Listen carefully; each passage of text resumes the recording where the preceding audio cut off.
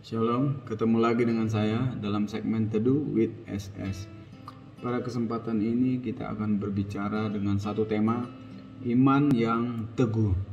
Kita lihat satu ayat dalam kebenaran firman Tuhan dalam 1 Petrus pasal yang kelima ayat yang ke-9. Saya akan bacakan. Lawanlah dia dengan iman yang teguh, sebab kamu tahu bahwa semua saudaramu di seluruh dunia menanggung penderitaan yang sama. Ini adalah tulisan dari Rasul Petrus. Dia mengatakan bahwa lawanlah dia dengan iman, lawanlah iblis, maksudnya dengan iman yang teguh, sebab kamu tahu bahwa semua saudaramu seluruh dunia menanggung penderitaan yang sama. Sebelum saya jauh membahas tentang tema ini, saya akan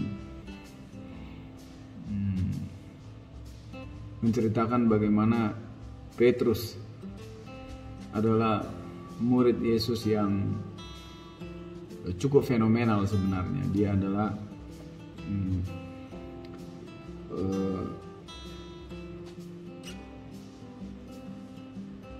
murid yang boleh dikatakan imannya selalu turun naik,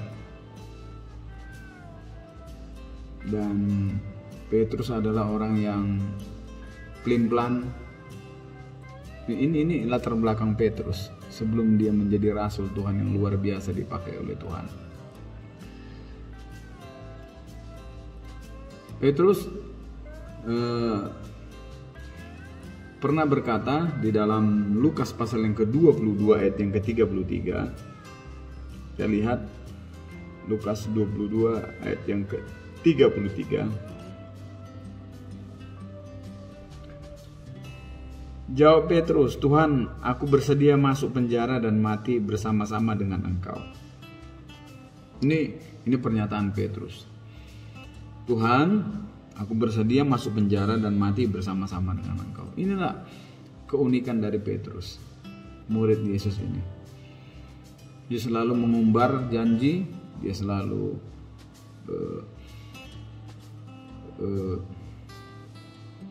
labil imannya. Gitu. Bahkan kalau kita melihat lagi dalam satu cerita di Apokripa. Apokripa itu adalah kitab tambahan di gereja Katolik. Jadi Katolik, kalau kita melihat Alkitab orang Katolik ialah bukan 66 kitab, tetapi ada kitab tambahan. Kitab tambahan inilah yang disebut dengan Apokripa. Nah, dalam kitab tambahan ini juga ada menceritakan tentang Petrus, bahwa Petrus ini juga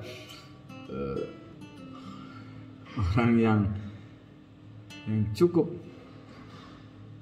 labil begitu dalam iman. Tetapi seperti yang kita lihat tadi pernyataan Petrus, "Tuhan, aku bersedia mati, masuk penjara bersama Tuhan." Gitu. Tetapi kalau kita melihat di dalam Lukas pasal yang ke-22 mulai ayat yang ke-54, di sana Petrus menyangkal Yesus 3 kali. Ketika dia ditanya, "Apakah engkau pengikut dia?" Melihat Yesus dianiaya, dia bilang, "Saya tidak kenal." Bahkan dia menyumpahi serta mengutuk Yesus, dan dia menyangkal sampai 3 kali. Imannya tidak teguh pada saat itu. Tetapi pengalaman Petrus inilah yang menjadi satu guru bagi dia, atau memperkaya pemahamannya tentang iman, dan mendewasakan dia tentang iman, sehingga Petrus dapat menulis dalam 1 Petrus 5 ayat yang kita baca tadi. 1 Petrus 5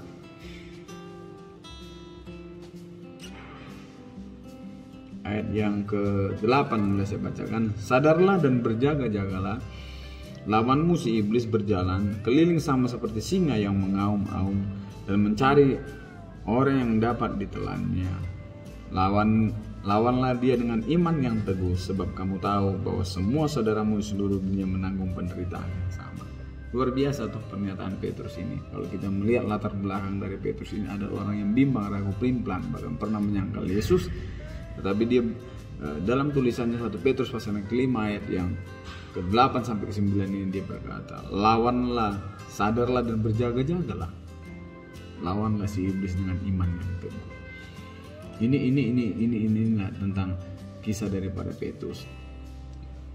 Bapak Ibu yang dikasih oleh Tuhan, tantangan iman terbesar di akhir zaman ini adalah bukan aniaya secara fisik, tetapi hidup yang nyaman, hidup yang berkelimpahan, menghalalkan semua cara. Itu tantangan kita di akhir zaman, kemakmuran gitu,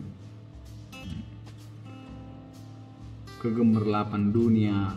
Nah, inilah yang ditawarkan iblis di akhir zaman, dan kita harus melawan tipu daya iblis ini dan berjaga-jaga dengan iman yang teguh kepada Tuhan dan berpegang pada prinsip-prinsip kebenaran firman Allah. Untuk berpegang kepada prinsip-prinsip kebenaran firman Allah memang harus memiliki iman yang teguh, dan memang ada konsekuensinya di sana. Tetapi kita harus teguh di sana. Pertanyaannya pada kesempatan ini adalah, bagaimana kita bisa memiliki iman yang teguh? Yang pertama, untuk kita bisa memiliki iman yang teguh ialah membangun hubungan pribadi dengan Tuhan. Membangun hubungan yang intim dengan Tuhan. Lewat apa? Lewat doa. Lewat kesungguh-sungguhan kita melayani Dia. Itu yang pertama. Yang kedua, untuk kita bisa memiliki iman yang teguh, membangun doktrin yang benar. Dengan apa? Dengan membaca dan merenungkan firman-Nya secara teratur, konsisten. Itu yang kedua. Dan yang ketiga ialah membangun kehidupan Kristen kita yang seimbang. Membangun kehidupan Kristen yang seimbang, yang balance antara hal-hal yang lahiriah dan hal-hal yang rohani.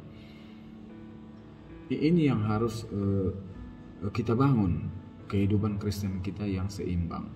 Nah, kalau kita memiliki ketiga hal ini, maka kita akan memiliki iman yang teguh kepada Allah dalam menghadapi si iblis yang mengaum-ngaum, dikatakan mencari mangsanya untuk menjatuhkan kita. Kita harus memiliki iman yang teguh. Dan kita melihat juga ketika kita memiliki ketiga hal tadi, yaitu membangun doktrin yang benar, terus membangun kehidupan Kristen yang seimbang, serta membangun hubungan pribadi dengan Tuhan, maka hasilnya yang pertama ialah damai sejahtera kita miliki. Kita memiliki damai sejahtera yang melampaui akal, menguasai hati dan pikiran kita. Roma pasal yang ke-15 ayat yang ke-13. Ini yang kita miliki, hasil daripada iman yang teguh ialah, saya akan bacakan Roma 15 ayat yang 13. Semoga Allah sumber pengharapan memenuhi kamu dengan segala sukacita dan damai sejahtera dalam iman kamu, supaya oleh kekuatan Roh Kudus kamu melimpah-limpah dalam pengharapan. Jadi iman Kristen yang teguh menghasilkan damai sejahtera. Damai sejahtera. Kalau damai sejahtera Allah melimpah dalam kehidupan kita, saya yakin dan percaya hal yang luar biasa terjadi dalam diri kita. Kita semakin dikuatkan. Yang kedua, hasil daripada iman yang teguh ialah pengharapan. Pengharapan. Roma pasal yang ke-5 Roma pasal yang kelima, ayat yang kedua. Saya bacakan, oleh Dia kita juga beroleh jalan masuk oleh iman kepada kasih karunia ini. Di dalam kasih karunia ini kita berdiri dan kita bermegah dalam pengharapan akan menerima kemuliaan Allah. Ada pengharapan bahwa kita akan menerima kemuliaan Allah kalau kita memiliki iman yang teguh kepada Tuhan. Jadi damai sejahtera dan pengharapan inilah yang akan kita miliki ketika kita memiliki iman yang teguh. Miliki iman yang teguh, tetap kuat di dalam Tuhan, konsisten, dan kita lawan iblis dengan tipu muslihatnya yang ingin menjatuhkan kita, dengan segala yang dilakukan di akhir zaman ini untuk menjatuhkan kita. Mari kita lawan dengan iman yang teguh, dan kita akan memiliki damai sejahtera serta pengharapan menerima kemuliaan Allah. Terima kasih, biar firman ini menjadi kekuatan bagi kita. Tuhan Yesus memberkati. Amin.